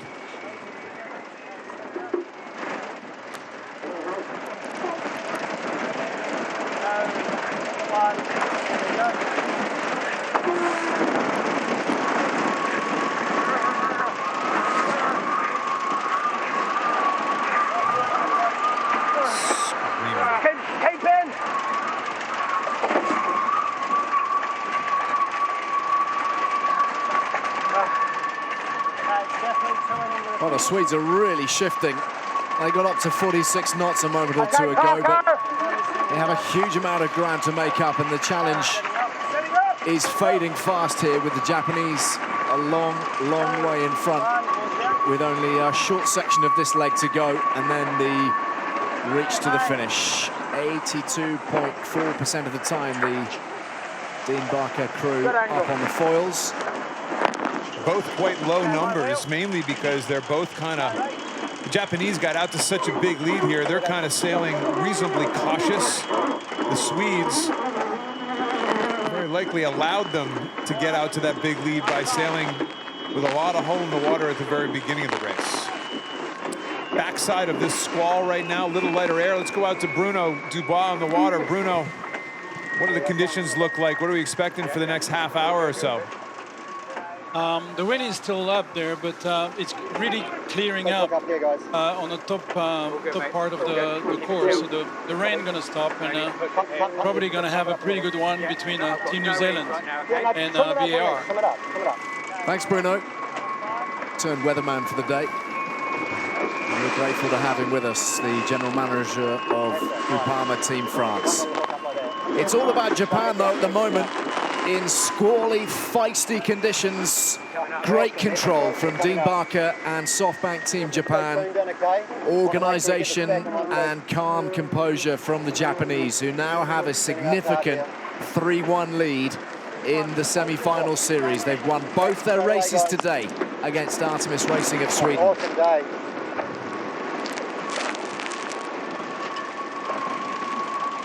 And here comes Nathan Outteridge. A very frustrating time for those on board the Swedish boat. We saw it come to the boil with Ian Percy absolutely exasperated at the penalties that they had received. But they had to bear away at that top mark. Couldn't, for whatever reason, complete their jibe.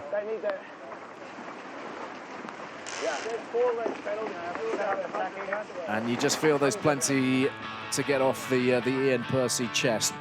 Japanese, ruling the roost. Outteridge was a little cautious in that pre-start, very cautious, and Dean Barker kind of pounced on him a little bit, led him over the starting line, and really never looked back.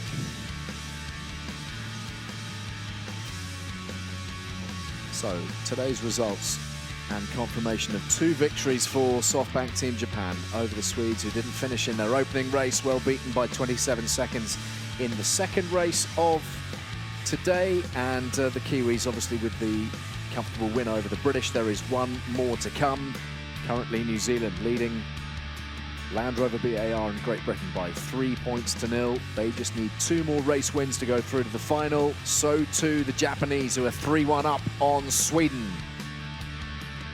So let's have a word with Dean Barker on board SoftBank Team Japan. Another victory to your name, Dean. Still more debris flying off all the boats. Sailing carnage out there to various different degrees. What made the difference for you out there that time?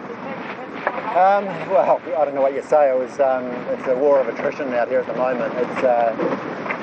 Hopefully we haven't created too much work for the boys back at the base tonight. But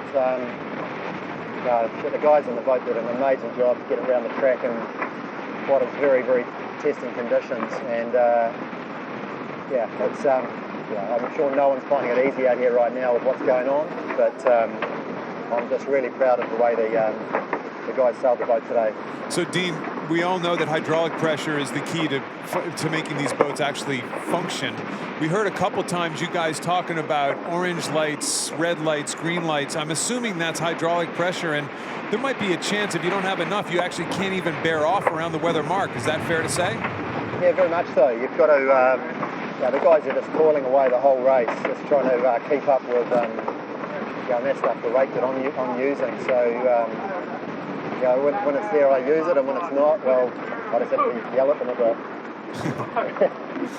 Dean, thank you for your time. Congratulations. Good work today. Yeah, thank you. SoftBank Team Japan in command here this afternoon out on the Great Sound. It is a squally scene. It's not the sort of conditions we've been used to in recent times. Let's have a word with Nathan Outteridge, helmsman on board Artemis Racing, the Swedish team. Nathan, very frustrating for you today. You've had some tremendous damage to your boat across those 2 races. So tell us a little bit about that, and also about your frustration at the penalty that cost you so dearly when you headed through the boundary in that last race. Yeah, it's been a pretty frustrating day, to be honest. Just some minor damage really to the fairings, but we've been struggling with some control system stuff on board, which has sort of made it hard to get around the track, but the guys have done a good job. Yeah, about that penalty, well, I don't really know what to say. I think you probably heard what we thought about it. It's pretty disgusting to sit there and wait there for that long, so we'll have to have a chat to the umpires and see what actually was really going on there, because we felt like we were waiting for a really long time. Hey, Nathan, what happened at the first mark? You guys couldn't jibe. You ended up out of bounds. Why couldn't you bear away? We got a little bit of a moment just before Mark 1, and as Dean went over our bow, and all I could see was white water in a boat. You know, us doing 45 knots and him, what I thought was parked in front of us. We had to take the safe avenue and turn up and miss him, and by turning up and missing him, that meant we ended up going out of bounds, so pretty disappointing. Nathan, thank you for your time, appreciate it, and good luck for tomorrow. Yeah, cheers, guys. Nathan Outteridge and Artemis Racing of Sweden suffering 2 defeats here this afternoon in Bermuda. This is how the race broke down. Yeah, well, I'll tell you, Nathan Outteridge kind of sat there and waited, got a little close to the line, waited and thought they'd do a nice easy start, the 2 of them, but Dean Barker had another thing in mind, and he came up underneath them, pinned him out, beat him over the line, and got to leg to Mark 1 ahead by a few lengths. And then leg 2, then it got dicey for these guys. They couldn't jibe, they didn't jibe in time, they went way outside the boundary, they were quite out of kilter for a bit. It doesn't sound like they had hydraulic issues. They just got themselves a little bit out of sorts and took the cautious approach to get back in. But what a penalty this cost them. Does it look like they're doing something wrong? You saw an infuriated Ian Percy and a happy Team Japan. So we've reached the final race of the day. Semi-final featuring Peter Burling's New Zealand and Sir Ben Ainslie's Great Britain. It was the Kiwis who came out on top in the opening tussle of the day. And we're going to be underway very shortly. Both of these teams, remember, having wing trouble and dealing with it in the way that they could. But the conditions just seem a little bit more benign now, Ken. Well, if 23.5 knots, if my anemometer out on the water is benign, then I think maybe the rain has stopped, that's all. Okay, that is a fair point. The rain has stopped, but it is still blowing hard right at the top end. Don't be over that line early or you're going to get a penalty. That perpendicular line to the entry box. There it is. There's the penalty for Emirates Team New Zealand. They were early into that box. They're going to have to start 2 boat lengths behind. I still got, you see my eyes still work. Outstanding. Despite your age. Exactly. Remarkable, really. Exactly. So that is a real leg up for Sir Ben Ainsley here. Another critical race for Land Rover BAR. Their British Challenge right on the line at the moment. Very little margin for error. They are 3-0 down in the best of 9 race semi-final. So, fascinating. Now, let's see if maybe we can go back. There might be a penalty. There might have been a penalty on BAR as well. So there's a possibility. I think right now, and we'll try to get Richard after that. I think the only thing that could happen there is an offset penalty. Penalty's gone from New Zealand.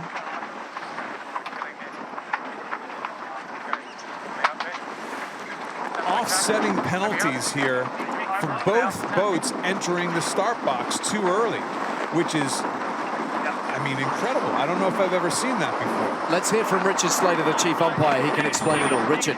Yeah, we had both boats enter early. Both have a penalty, which means they get offset. Incredible. We're seeing stuff in match racing and sailing that we've never seen before. Ainslie's in a nice little spot here right now. Emirates Team New Zealand is early. If Ainslie can get underneath them and hook them here, Team New Zealand's in trouble. They're probably going to start a couple boat lengths behind anyway. See, they're above that ley line. They're above the ley line to this mark right here. So Ainslie's going to hold them out and keep them above the mark and try to start and put Emirates Team New Zealand in a tough spot. So Burling got himself in a little bit of a quandary here. And you can see Ben Ainslie looking across constantly at the Kiwi boat. He is keeping a firm eye on them. He's going to get them slow right now. Get them really slow so he can maximize the distance between the two boats. There he goes. Here we go. The trigger being pulled by Sir Ben Ainslie and the British crew. They've got the Kiwis where they want them at the outset. And the boat speed gaining all the time here. The Kiwis, oh, they're taking a terrible nosedive. Oh, my goodness me. Men overboard. Crisis time for New Zealand. That is a shocking sight, and we hope that everybody is safe and well. Yeah, turning up. The boat suffering all manner of damage. A complete pitch pole by Emirates Team New Zealand. They got on their foils super fast and then just plunged.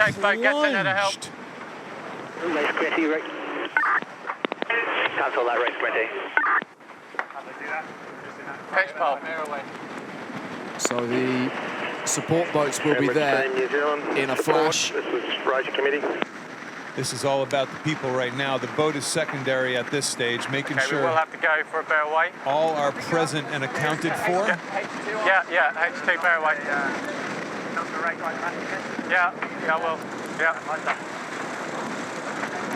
So all the hard work that has been done is not exactly unravelling, but for the New Zealanders, they're in a pretty deep hole right now, and there are still men in the boat itself.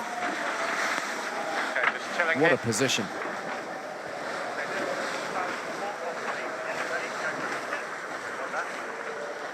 Goodness gracious. Views of sailing we have never seen before. Okay, guys, just keep it cool here. This is still got a lot on our sails here. We're still racing until we get told otherwise, so let's just cruise here. Got 58 to boundary. Sir Ben Ainslie trying to maintain concentration and focus in the face of I don't want to. the chaos out there. Okay, and the troubles being suffered by the Kiwis. Okay. Chief umpire, Land Rover BAR. Could you confirm that whether or not we need to complete the course, or the point is just awarded regardless? Well, that's a start.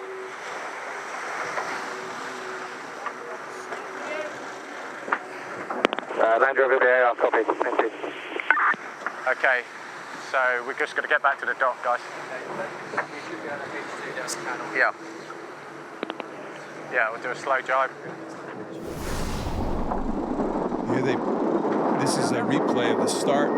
They bore away right behind Land Rover BAR. They went way up on their foil, too high on their foil. This is called a pitch pole. The bows dig in at such a sharp angle that the boat just continues over, trips over itself. There's the bows plunging. Okay, slow go.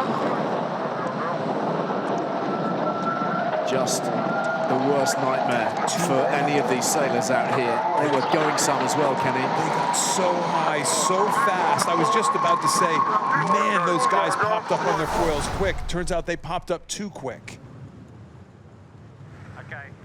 Well, that is just about as dramatic a development as we've seen in any of the races in the America's Cup World Series, or indeed here, certainly in Bermuda. We think we'll probably drop the jib in the harbour. The race, needless to say, has been black flagged. Emirates Team New Zealand supports the race committee.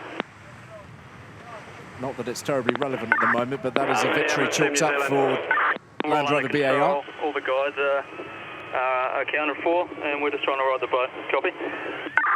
Yeah, all crew accounted for.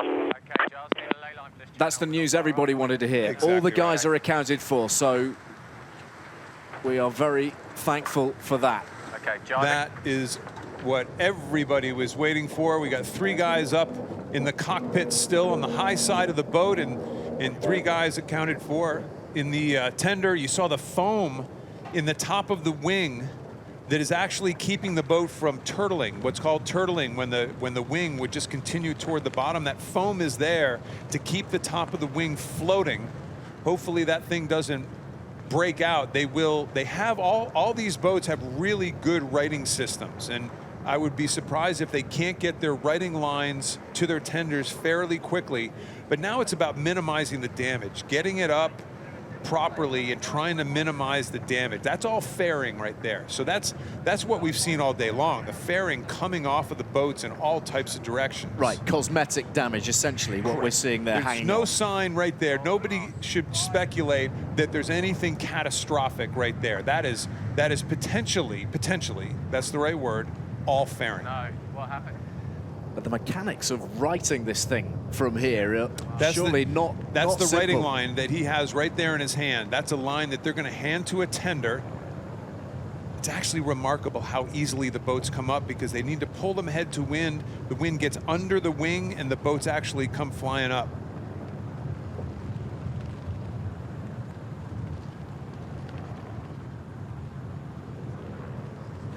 So we're going to have a little look at what was going on board the British boat while this was taking place. By the way, that's Ray Davies, their tactician.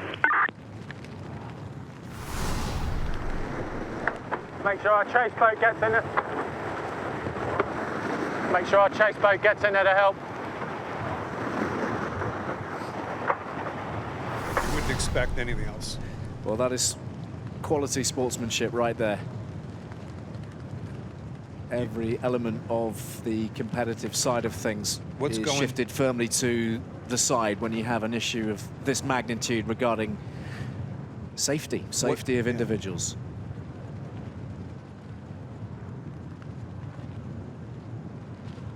So there's the tender. The writing process begins. Make sure you don't bang it. Again, this is all about, once you have people, the people are all accounted for, then it's all about trying to minimize the damage as you're righting this boat. They're trained to do this. The tender drivers, they've gone through this 1,000 times on how to right a boat as easily as possible. They'll use the wind under the wing to try to get it up as smoothly as they can without breaking more stuff. Without breaking more stuff, without damaging the guys who are hanging on in there in their cockpit. Correct. What a position to be in. Utterly terrifying, I would have thought. So the tender will begin its reverse to try to correct the Emirates Team New Zealand boat. That might take a little while. Let's have a word with Sir Ben Ainslie, helmsman and skipper, of course, on board Land Rover BAR. Ben, you saw all of that happen. Have you seen anything like that? I appreciate there were those terrible consequences in San Francisco a few years back. I mean, this was a dramatic scene, wasn't it? I didn't actually see the capsize itself. We're obviously just come off the start line, but yeah, I mean, thank God sounds like everyone's okay. That's the most important thing in these situations. And yeah, just what an incredible day of racing. I think in 30 years of racing sailing boats, I've never experienced anything quite like that.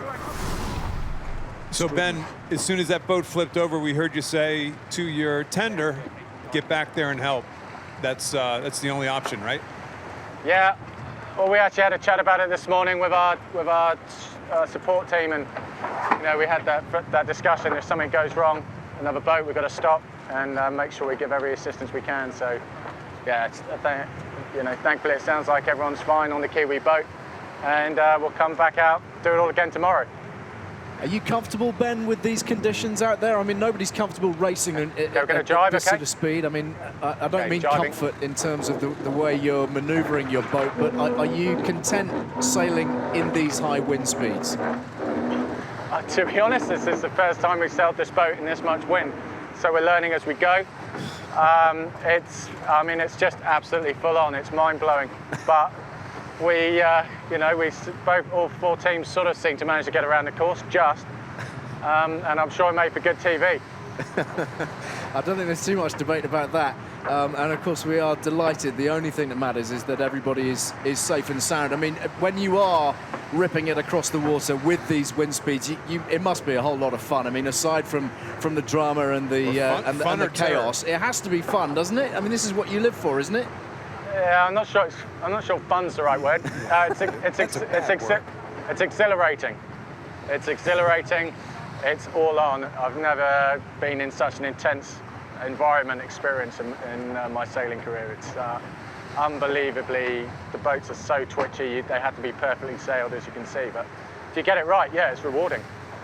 Ben, when you, I'm sure your team has gone through these righting procedures in order to, first of all, make sure everybody's safe and sound. The list of safety equipment that you guys are wearing personally is as long as your arm. Can you just take us through a couple things that are on board each of the bodies of each of the people to try to ensure safety? Yeah, well, the key one is the spare air we've all got. So this thing here, you get stuck, you can get spare air straight away if you're stuck under the water. We've got the knives, and we've got knives and spare air all over the boat. And of course the old crash helmet. So other than that, you've got to go with your intuition. Okay, we are we're gonna have to turn up here. So thankful for your time. Okay. For your time, Ben. Anything else you want to say to the sailing world before we check out and go back to the Kiwis? Yeah, just hope you enjoyed it, guys. Pretty full on out here, and more to come. Cheers. Thanks for your time, Ben. Still in it. Still in it. 3-1 down now in their semi-final series against the Kiwis, but oh my goodness me. What a day on the water. What a day. To begin the day, these guys had a wing problem to where they had to bring the boat back into the dock with seconds to go, or minutes to go before their start, and actually change out their wing. So we thought that was going to be the hardest part of the day for the Emirates Team New Zealand shore team. Clearly, they got more issues going on, and Bruno Dubois out on the water, who's been helping us out all day. What a sight. Yeah, it's, I've been there. I've been in the same situation of Team New Zealand a few years ago, and honestly, it's not a funny one. It's quite stressful, but it's not only fairing. Well, if you know the price of those fairing, I can tell you it's not funny as a team manager. I'm sure Grant Dalton is counting now how much it's going to cost him to repair all this thing. The G-band plate is gone. The top of the wing is gone. The front beam fairing are gone also. And I'm sure the electronic is in bad shape with all this water in the port hull. Bruno, thank you very much for your time and your contributions throughout the course of today. Thank you, guys. Talk to you soon. What's going through that kid's mind right now? Well, so many different things, I'm quite sure. And the whole of the Kiwi team will be working, no doubt, through the night to repair the damage, get themselves back out on the water tomorrow to compete again. That's what they live for, the competition, and it